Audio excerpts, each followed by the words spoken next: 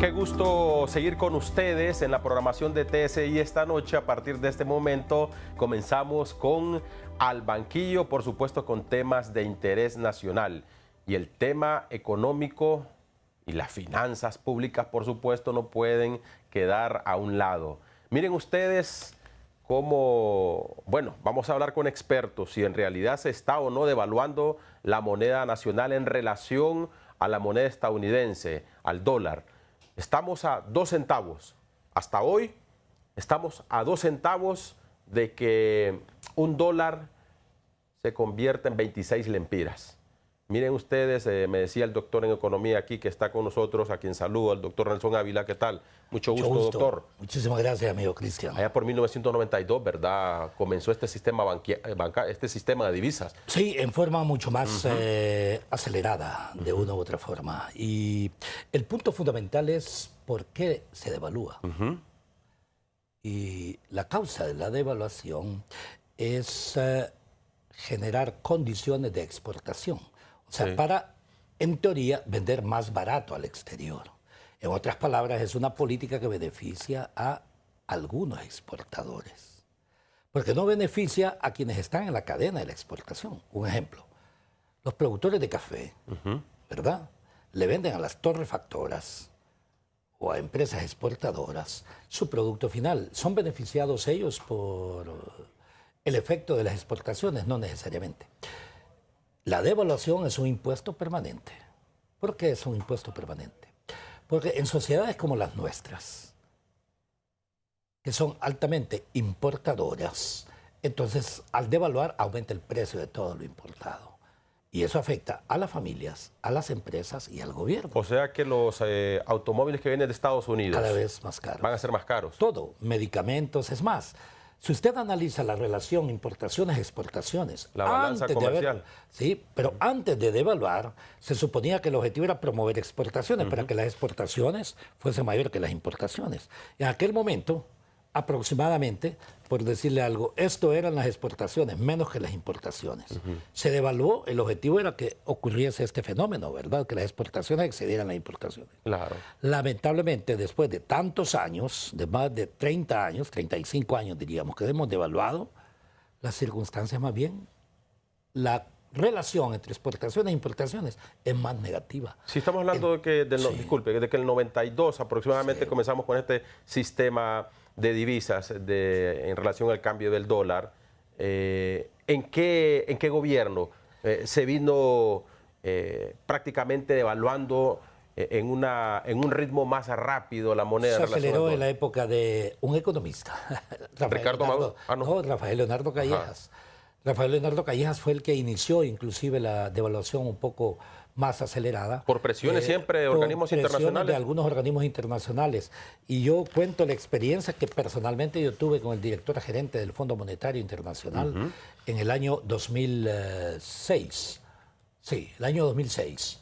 Llegó a Honduras y cuando conversamos, fue una conversación que duró 45 segundos, le adelanto. ¿Sí? Por una sencilla razón, porque yo el director gerente del Fondo Monetario, con la actitud así medio faraónica o medio romana, y me dice, Nelson, hay que devaluar, hay que privatizar y todo lo demás. ¿Así es cuando vienen ellos? Así, sí, en esa forma. Y entonces le digo yo, ¿tú has leído cuál ha sido el impacto de la privatización en países mucho más organizados que Honduras, como Argentina o Chile? Me dice, le digo, hay un último informe del Banco Interamericano. Yo en ese momento ya había salido del Banco Interamericano. Y entonces me dice, no lo he leído, léelo.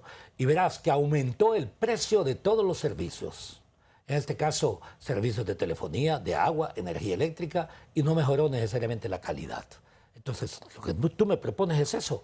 Nosotros estamos a favor más bien de políticas que beneficien la competitividad y la nación, pero no a costa de sacrificar a la mayoría del pueblo hondureño.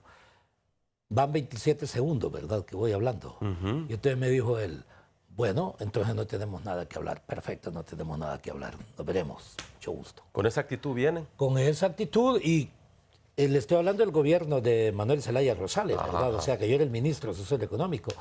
Y bueno, cuando llegó inclusive me dijo, Mel, fíjate que ahí viene el director gerente, vos lo atendés. No, pues claro, adelante.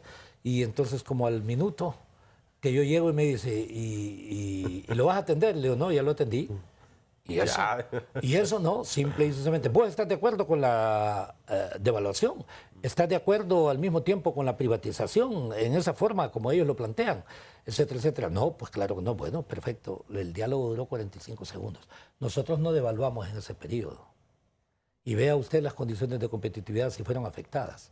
Yo sí creo en realidad que hay necesidad de una política monetaria diferente en nuestra nación.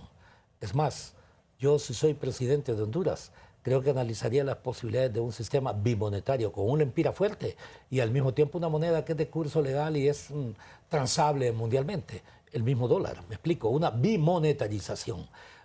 O también planteamiento de la Unión Centroamericana y veamos cuál es la política monetaria más adecuada a nivel centroamericano. ¿Por qué el dólar terminó dolarizándose? El Salvador. El Salvador terminó dolarizándose por infinidad de razones.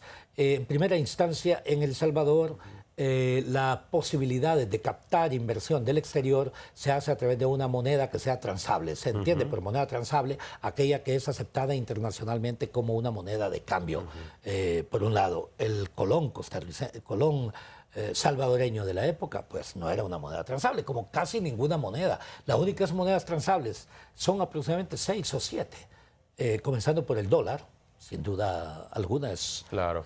El euro, pero también el yen en Japón, ¿verdad? El yuan en China, el rublo en Rusia, forman parte precisamente de monedas transables en determinados tipos de economías. De forma tal que yo le diré, la experiencia que tuvimos en consecuencia fue nosotros contuvimos la devaluación y la posición de competitividad no fue afectada. ¿Cómo fue? Pero eso ya es una curiosidad personal, le voy a decir. ¿Cómo fue que la peseta en España le dio paso al euro también? Bueno, esa sí es interesante su pregunta. Yo viví en las dos épocas en Europa, en la época en donde había monedas nacionales como el franco en Francia, porque hay franco francés, hay franco suizo, ¿verdad? Como hay dólar estadounidense y dólar canadiense, etcétera, etcétera, y así sucesivamente. Y bueno, el enfoque fue más bien sobre la Unión Europea. Y en la Unión Europea requería al mismo tiempo la creación de una unidad económica, y esa unidad económica significaba también una armonización monetaria, y era la única forma. Inglaterra se retiró hace poco, ¿no es cierto? Sí. Brexit. El Brexit. Exactamente, pero en realidad no necesariamente las circunstancias han mejorado para Inglaterra con respecto a ello. Sí hay algunos problemas también, yo diría, sobre controles. Pero la libra esterlina tiene un peso enorme. No, sí, siempre lo ha tenido. Es una moneda que descansa en una capacidad histórica. No se olvide que Inglaterra fue imperio durante 200 años. Inglaterra fue imperio entre fines del siglo XVIII e inicios del siglo XX, en 1904, cuando Estados Unidos pasa a ser el imperio del mundo. No le tengamos miedo a las palabras. Alguna gente cuando uno habla de imperio dice, eso es comunista. La gente no entiende lo que significa. Imperio, geopolíticamente hablando, es toda estructura de poder que impone sus propias visiones, sus propias formas de regulación, control económico, pero también control militar y control financiero. Y aquí aquí es donde entra también, doctor, esta pelea de gigantes entre China y Estados Unidos. Sí, hoy, porque también estamos hablando de un gigante asiático, ¿verdad? Completamente. Vea, yo hoy pues di una conferencia ahí de algunas 3 horas sobre geopolítica y geoeconomía. Y lo que sí está claro es que si usted analiza el mundo en los últimos 500 años, Cristian, usted encontrará que sobre todo desde fines del siglo XV, 1492, que se corresponde con eso, hasta aproximadamente inicios del siglo XX, hubo una especie de multipolaridad, o sea, muchos polos dominaban simultáneamente. El imperio francés, el imperio inglés, el Imperio Español y al mismo tiempo los portugueses también tenían una enorme fuerza, ¿no es cierto? Bueno, los holandeses controlaban a muchos de ellos, no se olvide que los holandeses eran los que financiaban también a los españoles, ¿no es cierto? Y gran parte de la riqueza extraída de América Latina y el Caribe, en el caso de los españoles esencialmente, se iba en las tasas de interés que tenían que pagarle a los holandeses. Eso es interesante. Pero lo que queríamos decir es que durante 5 siglos aproximadamente el mundo siempre fue multipolar, muchos polos. Después, en el siglo XX, que se inicia en 1904 la condición de Estados Unidos como imperio, es porque produce más carbón. El carbón era la fuente de energía fundamental y continúa siendo en muchas estructuras, ¿no es cierto? Energía sucia, pero es energía, me explico. Aunque es discutible una serie de puntos. Y el mundo, después de la Segunda Guerra Mundial, ya no fue multipolar. Fue un mundo bipolar en el sentido económico, no en el sentido psicológico del término. Y entonces, al volverse bipolar es cuando se crea toda aquella, ¿se acuerda? Todo lo que es la doctrina geopolítica de la detente o de la Guerra Fría, que significa que son dos polos que son fuertes, pero no son lo suficientemente fuertes para destruir a su adversario sin autodestruirse. Ese es el punto en el que nos encontramos ahora. China, porque todo esto es... Sí, claro. Y fíjese que yo recomiendo que lean un libro que para mí es de los más... 2 libros de los más importantes para poder entender la geopolítica y también conocer China. Ambos libros fueron escritos por uno de los principales intelectuales que hasta hace poco murió, a los 100 años aproximadamente, Henry Kissinger, ¿no es cierto? Y Henry Kissinger ha escrito 2 libros interesantes, uno que se llama Diplomacia, que cuenta precisamente todo este tema sobre el balance de poder en el mundo, por un lado, y el segundo libro lo escribió en el 2011, hace 14 años, o sea, a la edad ya de 80 y pico de años, casi a los 90 años, y se llama simple y sencillamente China. No se olvide que Henry Kissinger fue el que, cuando era el secretario de Estado de Richard Nixon, fue el que hicieron 2 cosas en el mundo un poquito complicadas. Primero, eliminaron lo que fue el sistema económico de Bretton Woods, y se conoce como tal por la ciudad correspondiente, ¿no? En los Estados Unidos, en donde se creó las Naciones Unidas, el Banco Mundial, pero también el sistema monetario en donde estaba basado en patrón oro. O sea que todo país que emitía monedas lo hacía sobre la base de reservas oro que tenía. Todo eso fue quebrado precisamente por esa época.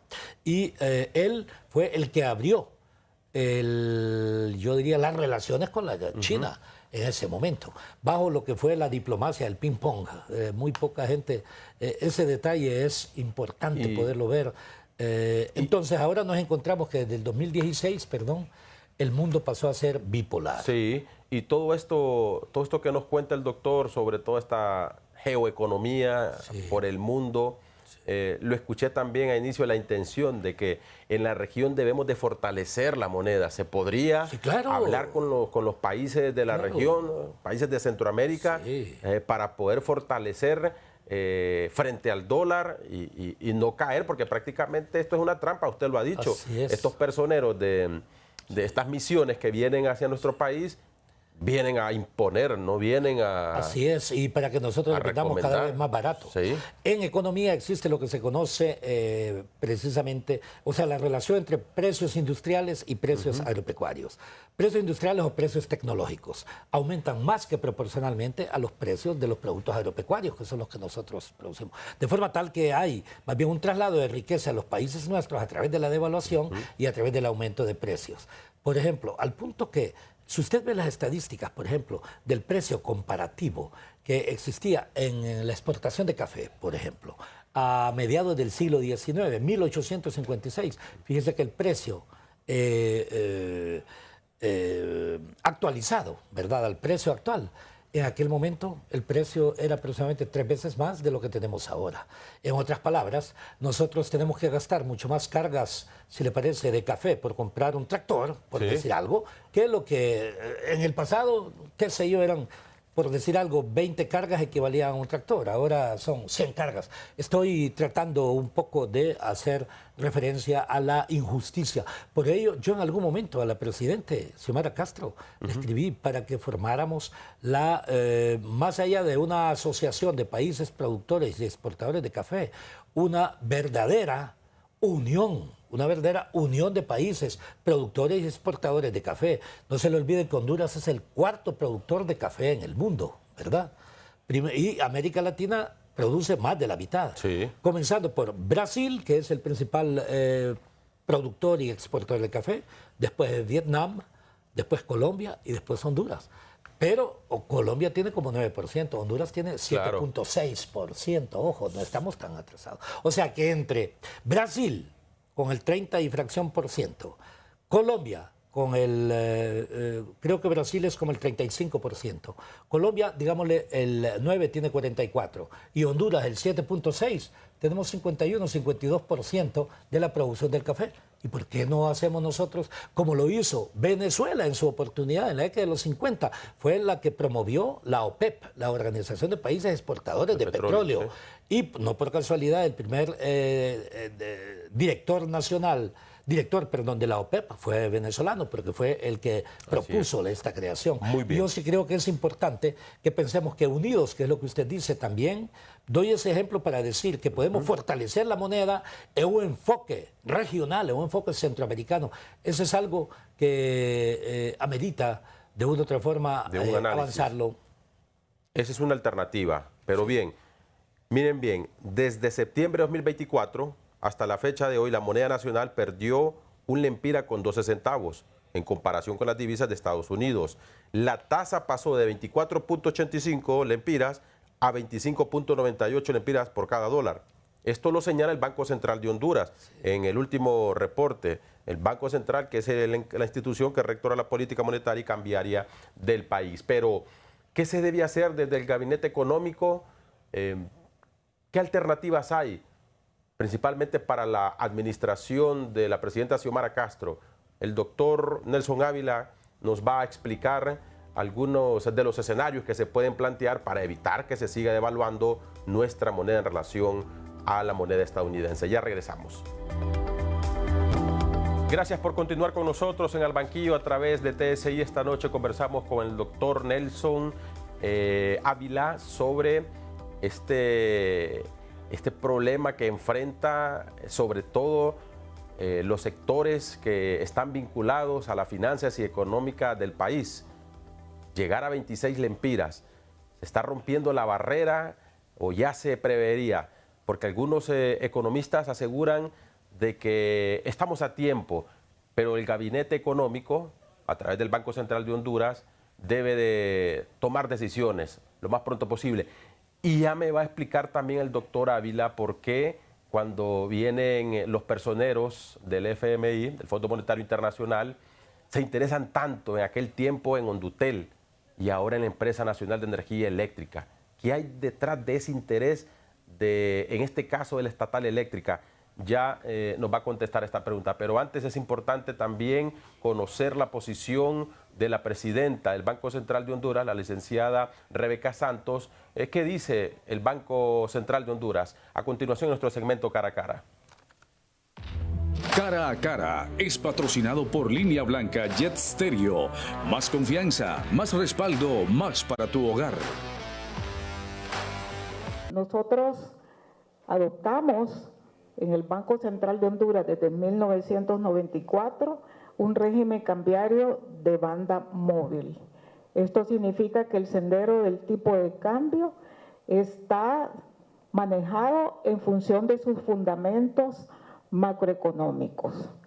Lo que nos ha permitido a nosotros tener las adecuadas, estar impulsando las adecuadas políticas monetarias y cambiarias, se refleja fundamentalmente en que la situación presente, la economía hondureña está sólida y robusta para enfrentarlos. Y eso se evidencia en una adecuada posición externa, niveles de reservas internacionales. Es necesario preservar esos niveles de reservas internacionales porque nos dan un ancla para nuestra economía, un ancla para asegurar una dinámica positiva de esa economía. También hemos nosotros podido evidenciar cómo ha ayudado a estabilizar el mercado cambiario, que es tan importante para garantizar el acceso de la divisa necesaria a los distintos agentes económicos. En términos ya concretos, la dinámica de nuestra moneda está referida a sus fundamentos macroeconómicos, de los cuales nosotros monitoreamos constantemente. No obstante, estamos en un entorno internacional altamente desafiante. Algo que nos ha favorecido enormemente en estos 4 meses son esos flujos extraordinarios generados sobre todo por las mayores exportaciones y precios históricos del café, al igual que los flujos de remesas internacionales. Pero son situaciones que nosotros tenemos que irlas monitoreando en el día a día. No es el momento para hacer cambios bruscos en la dirección de la política macroeconómica, y en eso hemos sido muy cautelosos.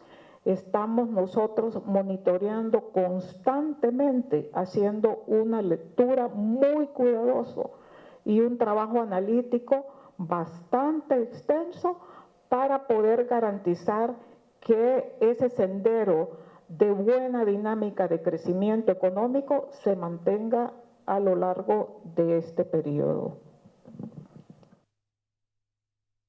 Rebeca Santos es la presidenta del Banco Central de Honduras. No hay momento para hacer cambios bruscos en la macroeconomía.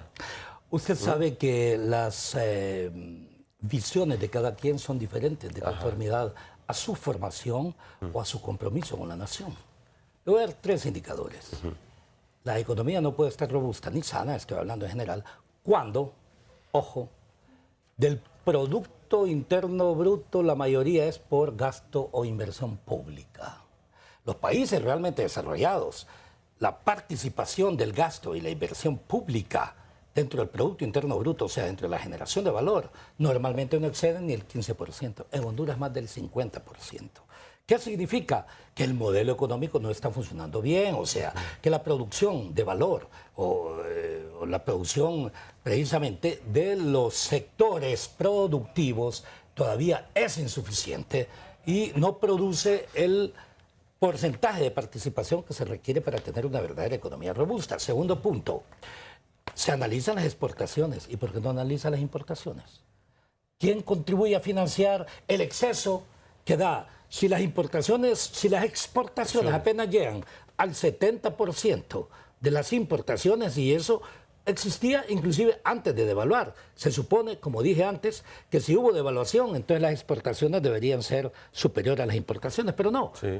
¿Quién contribuye a financiar esta diferencia? Porque no la va a pagar con moneda nacional, ¿no es cierto? No la va a pagar con empiras. ¿Con qué lo paga? Con divisas. ¿Qué es una divisa? Moneda extranjera. ¿Cuál? Fundamentalmente el dólar. Se vio reflejado cuando hubo escasez de divisas. Así es, se vio reflejado. ¿Y quiénes son los que dan ese dinero? Por préstamos, ¿no? Porque los préstamos se orientan precisamente para los fines esenciales de eso, no necesariamente para balanza de pagos. Hay préstamos para balanza de pagos, estamos claros, pero es insuficiente. ¿Quién produce? Los excluidos de Honduras, los migrantes a quienes inclusive no se les da derecho de votar. Entonces al final se convierten en la tabla de salvación de la economía hondureña. En la tabla de salvación de la economía hondureña. O sea, ¿por qué hay las reservas internacionales que la presidenta del colegio del Banco Central, con quien en realidad trabajamos juntos, cuando luchamos en la universidad, estábamos en el mismo frente, estábamos en el Frente de Reforma Universitaria originalmente. Y ahí estaba don Hugo después, también, ¿verdad? Sí, formábamos parte. Siempre hay visiones diferentes, ¿verdad? Así como en economía hay algunos en las luchas estudiantiles. Algunos que son neoliberales, otros lo demás tenemos una visión más keynesiana, otros, toda la serie de visiones de esta naturaleza. Aproximadamente ¿cuánto está contribuyendo el Producto Interno Bruto el envío de remesas? 28%. Casi, digamos, casi un tercio del Producto Interno Bruto son remesas. Ojo. Y en lugar de bajar, aumentó en los primeros meses de este año, pese a las políticas de Donald Trump allá en los Estados Unidos. Así es, por un efecto precautorio. O sea, la gente puede considerar que puede quedarse sin trabajo y entonces está enviando los recursos para evitar eso. Le doy un dato. Las remesas llegan aproximadamente a $9.500 millones. dentro de un Producto Interno Bruto de aproximadamente de 31 mil millones de dólares. Sí. Eso le hace un tercio. Ojo, un tercio, en otras palabras, lo que envían los excluidos de Honduras, los que no han encontrado oportunidades aquí en Honduras, contribuyen con 2/3, ojo, de lo que produce el sector formal de la economía. El sector formal de la economía equivale aproximadamente a un 48% del PIB, en tanto que las remesas equivalen a casi un 32%. Eso demuestra que hay necesidad de hacer profundas reformas, y aquí es donde voy. La tercera, la economía no la puede disociar de la política. Y la economía, usted no puede disociar la política monetaria, la cambiaria y la crediticia de la política de importaciones, de la política de exportaciones, de la política fiscal y de la política financiera. 7 políticas macroeconómicas capitales. Y si usted solamente lo analiza como Banco Central, solamente lo que le interesa al Banco Central, el Ministerio de Finanzas, solamente lo que le interesa a ella, etcétera, etcétera, entonces ese es el enorme problema. Hay algunas políticas, ojo, y este es el problema, se han hecho reformas en las cuales algunas de ellas son contraccionistas, o sea, disminuyen la capacidad de producción. Y al disminuir la capacidad de producción, usted aumenta la pobreza, porque aumenta el desempleo al contraer la producción, ¿no es cierto? Sí, claro. Entonces, hay otras que son expansionistas. Para una nación como la nuestra, deberían ser políticas expansionistas, pero ojo, con una modificación racional, pensando en el bien común, pensando en la nación, en estos 7 tipos de políticas macroeconómicas. Cuando usted pretende cambiar una sola de esas políticas macroeconómicas, no considerando todo el resto, está cometiendo un pecado capital en economía, y ese es el problema. Expliquémosle a nuestros televidentes de qué forma le va a afectar al hondureño de a pie. La devaluación. Sí, la devaluación. Todo lo importado va a aumentar de precio. Todo. Y esta es una sociedad importadora. Medicinas. Sí, porque muchos pueden decir, claro, no, los dólares, y yo los dólares ni los conozco, pero, sí, pero el impacto se refleja también en la canasta básica. Eso es porque todo lo que viene importado tiene un mayor costo, ¿no es cierto? Usted hizo referencia, si antes era 25 lempiras, por ejemplo, por dólar hace un año, por decir algo, y ahora es 26 o va a ser 27 a finalizar, qué sé yo, el año, por decir también una expresión, yo sí creo que vamos a llegar por ese umbral. Esto significa que le aumenta el precio en no menos de un 10%. O sea que si le costaba 200 lempiras un medicamento importado, ahora le va a costar 220 lempiras, por decir algo. Y hasta podemos incluir lo hecho en casa. Claro. Porque le recordaba al doctor qué sucedió cuando había escasez de divisas. Sí. Los proveedores hondureños, los empresarios que compran materia prima fuera de nuestro país, ellos pagan en dólares, no pagan en lempiras. Así es. ¿Y cuál es el punto? Usted afecta a las familias, y hablo de las familias, el 70 de cada 100 hondureños vive en pobreza. La devaluación, por eso yo hice una referencia a que la devaluación genera pobreza.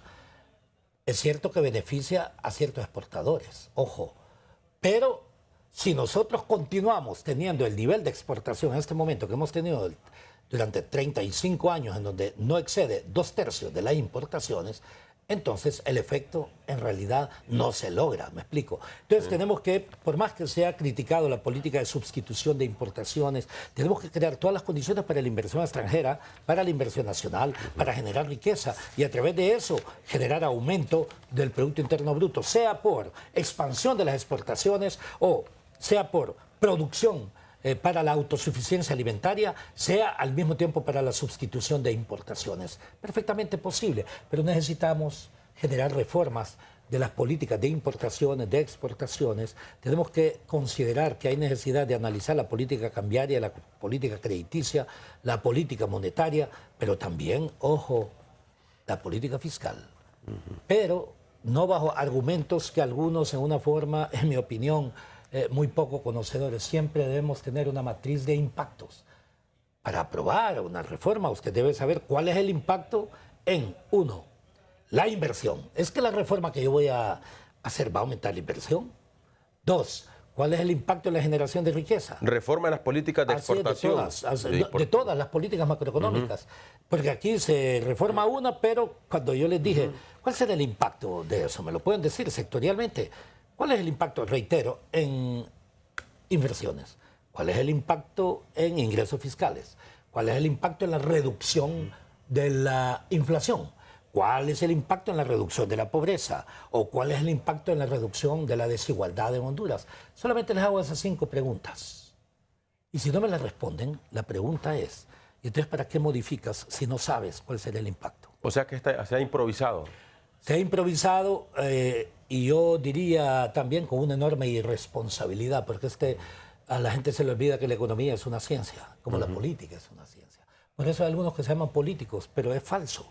Han estado en el fenómeno de la política, pero son mercenarios que controlan algunos de ellos partidos políticos, pero no son políticos, porque reitero, la política es solucionar los problemas de la sociedad. La política está orientada al bien común, no al bien de unos cuantos. Y la política está basada en la ética y la justicia.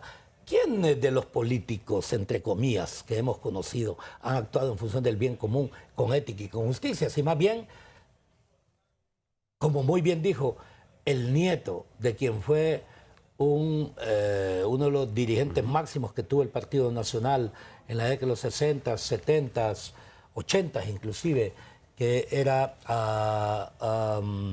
el nieto de él, convertido ya en enviado especial de los Estados Unidos para Centroamérica, Ricardo Zúñiga. Ajá. ¿Verdad? El abuelo era Ricardo Zúñiga Agustinus, y él es Ricardo Zúñiga, y ahora está con un apellido en inglés, pero su madre raíces hondureñas. Dijo, solamente en el año de la pandemia 2019 hubo una corrupción equivalente a $3.000 millones, no 3.000 millones de lempiras, 3.000 millones de dólares. Pregunta Cristian, ¿es que este gobierno ha investigado eso? ¿Ha investigado? ¿Y por qué no lo han hecho? Porque simple y sencillamente entre estos grupos se protegen entre ellos mismos y forman parte de esas estructuras. Yo diría que más bien están destruyendo a la nación. Ojo, tenemos que crear una sociedad de oportunidades. Yo le decía que, por ejemplo, jóvenes amigos compañeros desde muy niños en el Liceo Franco hondureño, en donde estudiaron mis hijas, de hecho, la mayoría de ellos están en el exterior. Fuga de cerebros. Exactamente. Son buenos economistas, buenos físicos, buenos matemáticos, etcétera, etcétera. Muchos de ellos viven en Francia porque consideran que en Honduras no tienen ninguna oportunidad. Y los salarios de cerebros. no van a alcanzar los salarios. Y además que le pongan de ministro o de director de una empresa pública a alguien solamente porque han dado en una función partidaria y de repente usted lo tiene de la noche a la mañana de ministro. No. Sí. Y eso es y con el dinero nuestro, Sí. Eso es corrupción. Eso es abuso. O sea, no poner a las personas idóneas. Así es. A las personas... por mérito. Y si hablamos de los números, si hablamos de la economía y las finanzas de un país, no es un juego. Es algo delicado. Así es. Es algo delicado. Así es. Y bueno, si esta semana alcanzamos los 26 lempiras por dólar, esta semana está proyectado que, bueno, estamos a 2 centavos. Sí. Al cierre del 2025... ¿hasta dónde caerá nuestra moneda? Después de la pausa regresamos. Seguimos esta noche conversando con el doctor Nelson Ávila, doctor en economía. ¿Qué pasará si esta semana está proyectado en que sobrepasemos la barrera de los 26 lempiras por $1? ¿Qué nos espera al cierre del 2025, doctor? Si continúa en esta misma tendencia, estaremos aproximadamente a 26.8. Eso significa una pérdida de capacidad adquisitiva del hondureño. Si bien es cierto que eso ayudará a unos cuantos exportadores, lo que yo haría es una política monetaria diferente. No tengo tiempo para expresarlo como tal, pero el exportador...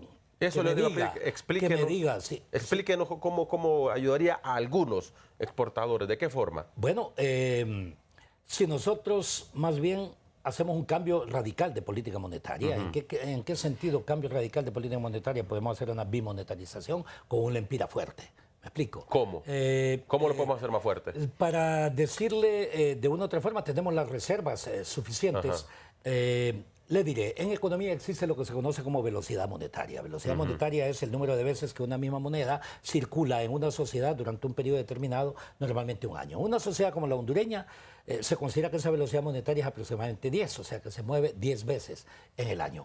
Entonces, usted me dirá, ¿cuánto cuánto dinero se requiere o masa monetaria en circulación para garantizar que el Producto Interno Bruto no se atrofie. Bueno, lo único que usted hace es dividir el Producto Interno Bruto entre la velocidad monetaria, o sea, significa el 10%. Sí, en una sociedad como la nuestra, el PIB son 31.000 millones, usted necesita 3.100 millones de dólares para poder funcionar. ¿Me explico? Entonces, en ese contexto, usted necesita 3.100 millones, eso es un tercio de lo que envían las personas del exterior, me explico. O sea, tiene suficientes recursos para no atrofiar. Entonces, en este sentido, podemos tomar una decisión y por eso decía, a nivel centroamericano sería bueno poderlo pensar. Es un buen paso para crear la Unión Centroamericana. Comencemos con El Salvador, si le parece. Y o si se quiere asociar Guatemala o Panamá o Belice, por ejemplo, Costa Rica y Nicaragua a veces son un poquito reacios a este tipo de hechos por circunstancias diferentes. Estuve leyendo sobre un artículo publicado en el New York Times. Venezuela se prepara para la peor crisis humanitaria de la historia moderna en el hemisferio occidental, que ya la sufrió en el año 2019. ¿Y qué fue lo que me llamó la atención? Las fábricas afectadas por constantes apagones han optado por operar en horarios nocturnos. Algunos comercios han dejado de fijar precios en dólares. Me llama la atención eso, porque siempre hablan aquí de la divisa. Por ejemplo, el Banco Central de Venezuela no publica datos regulares sobre la economía, pero un inusual comunicado el 1 de mayo afirmó que el Producto Interno Bruto había crecido un 9,3 en los primeros 3 meses. Pero lo que me llama la atención es eso, cuando se habla de el sistema global, pero en cuanto al tema de divisas, ¿por qué se oculta tanto por qué se ocultan las divisas? ¿Qué hay detrás de ocultar o de restringir la oferta de divisas desde, en este caso, el Banco Central? Vea, sin duda alguna, una sociedad, por ejemplo, como la hondureña, o la mayoría de las sociedades latinoamericanas, entre ellas también Venezuela, son altamente especulativas. Al ser altamente especulativas, sin duda alguna, todo lo que es con la parte de monedas, hay una especie de atesoramiento en algunos casos, por precaución en algunos casos. En otros es simple y sencillamente especulación. Y eso es lo que normalmente ocurre en muchas de las sociedades como las nuestras. Entonces, lo que sí es lamentable es que sociedades que tienen todas las condiciones para poderse desarrollar son las generaciones de, entre comillas, políticos que pueden y han tenido la posibilidad de desarrollar las naciones. ¿Por qué? Porque no son políticos en sentido estricto.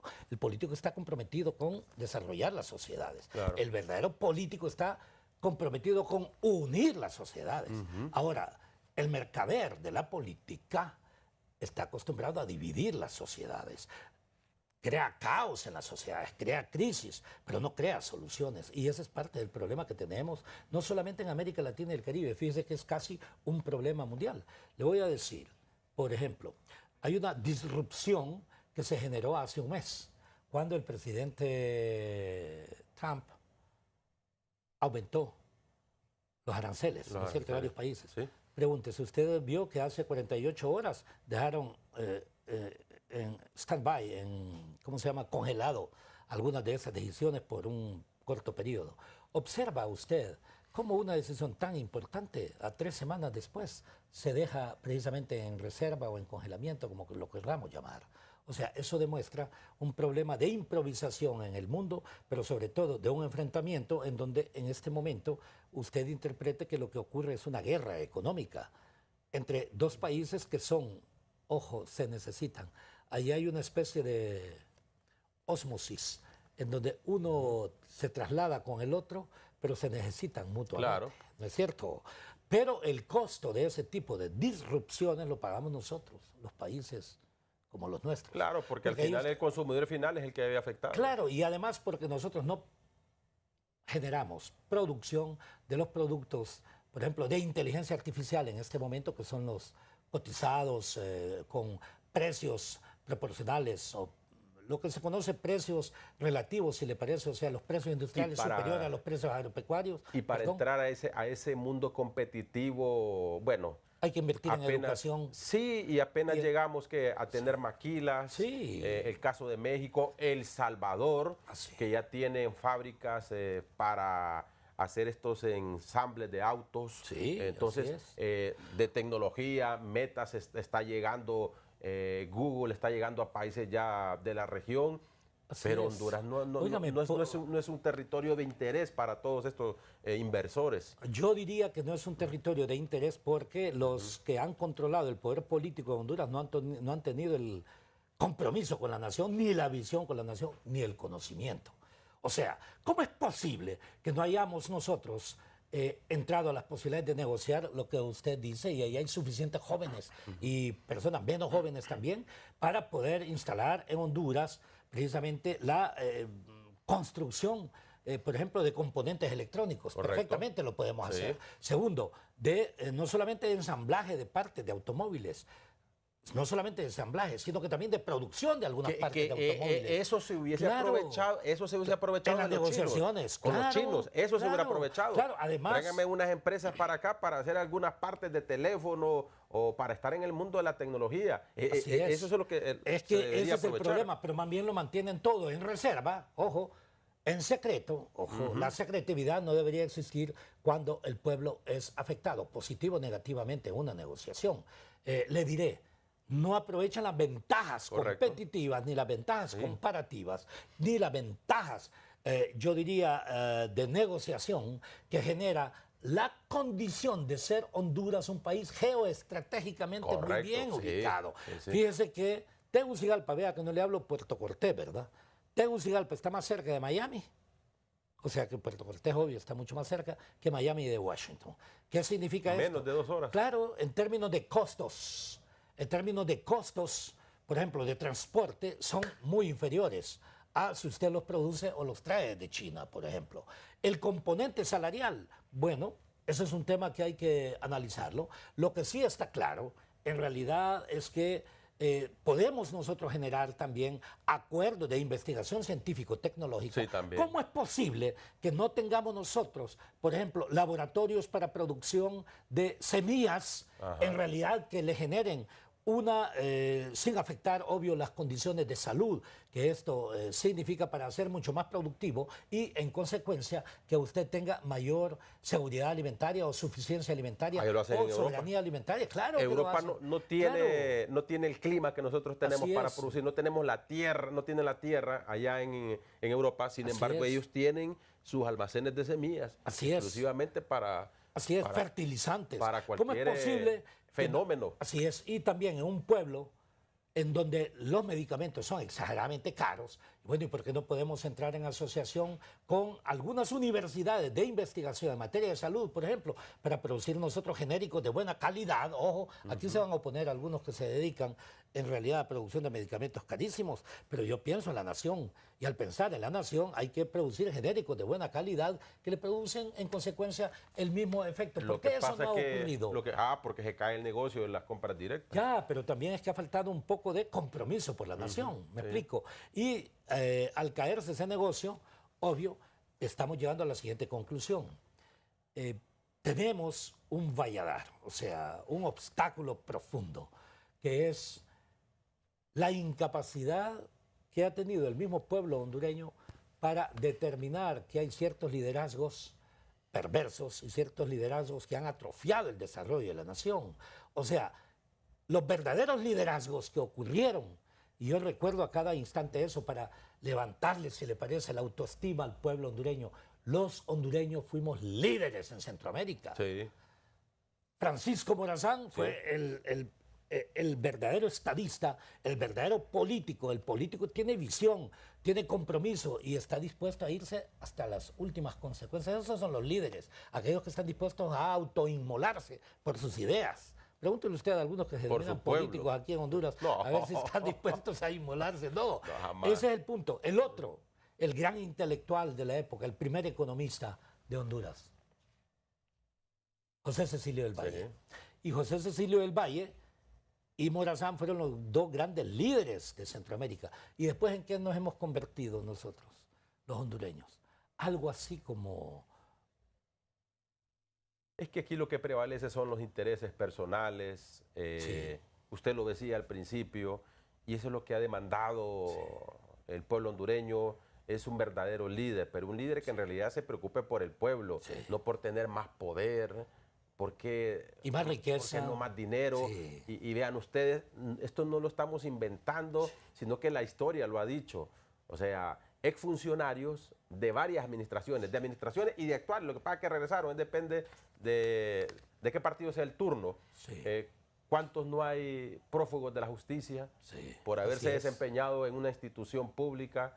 ¿Cuántos no están presos, incluyendo expresidentes en Estados Unidos, no en nuestro país?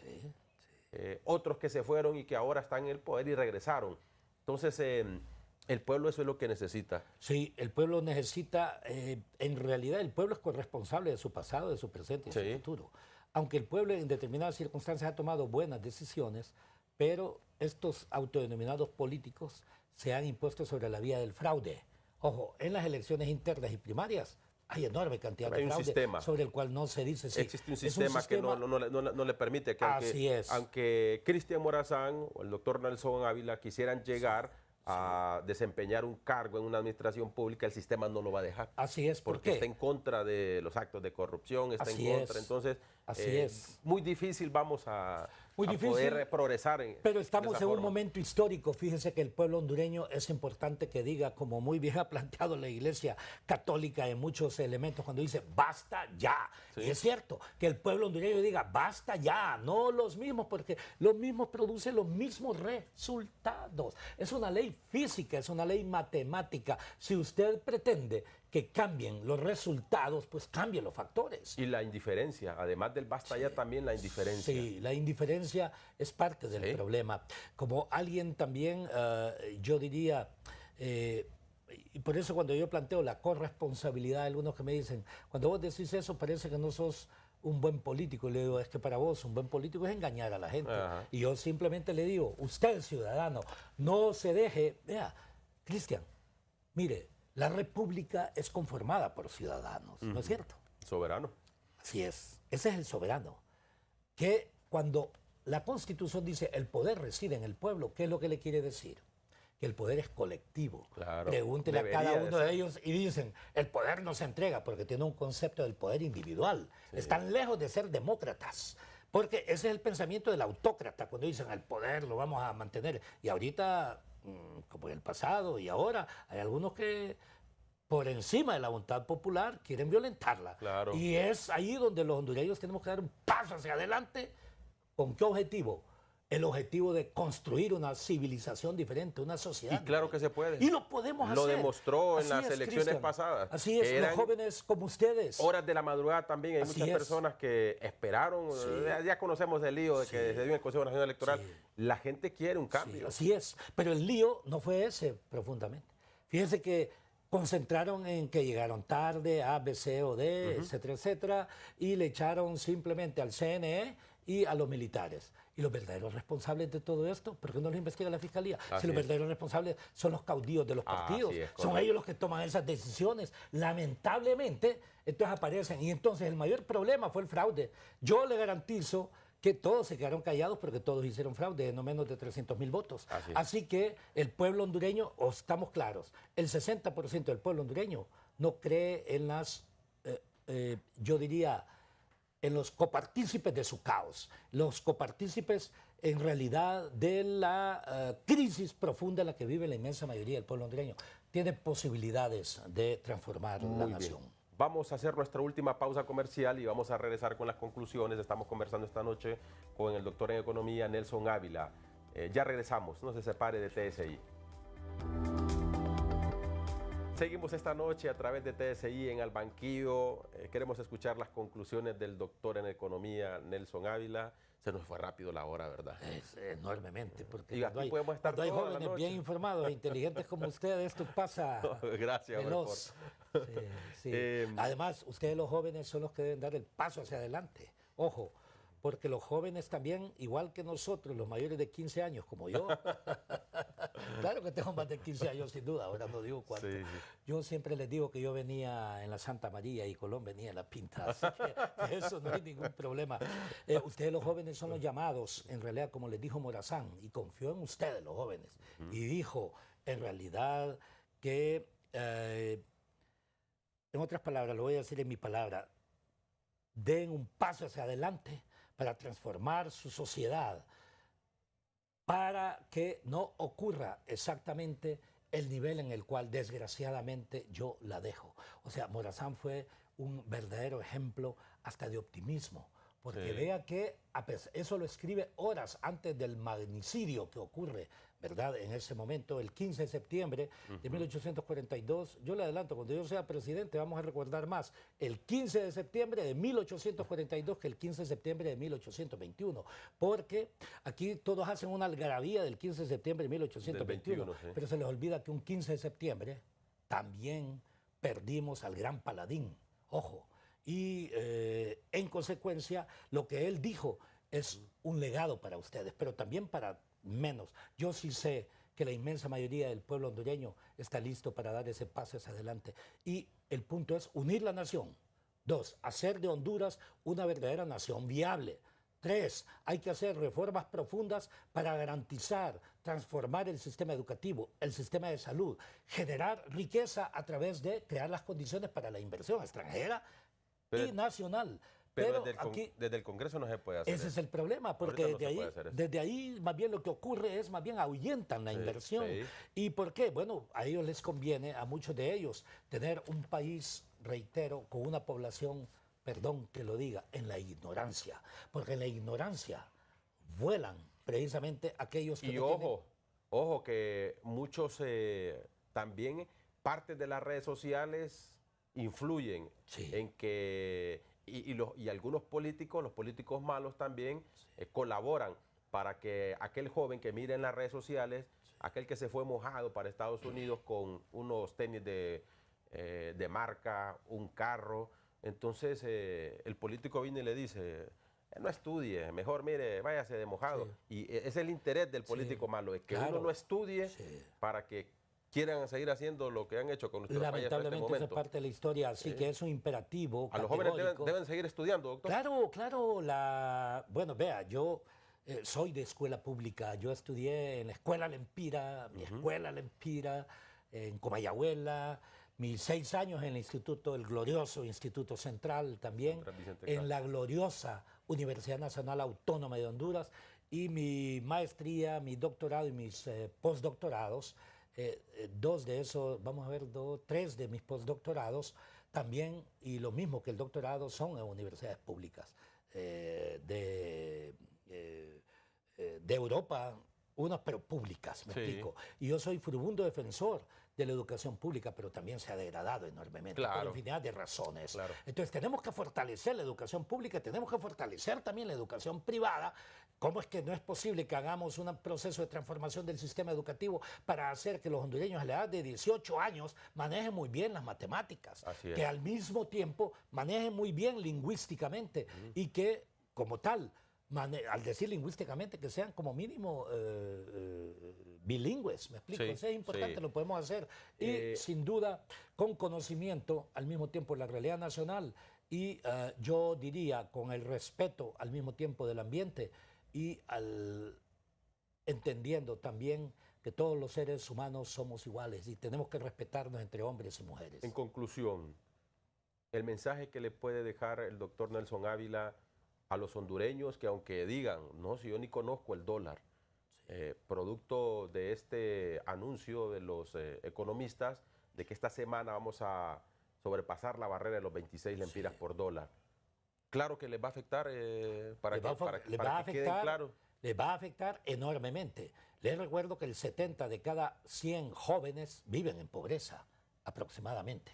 70 de cada 100 familias viven en pobreza. Y entonces, como esta es una sociedad altamente importadora, ellos también se van a ver con la condición de estar comprando cada vez más caro.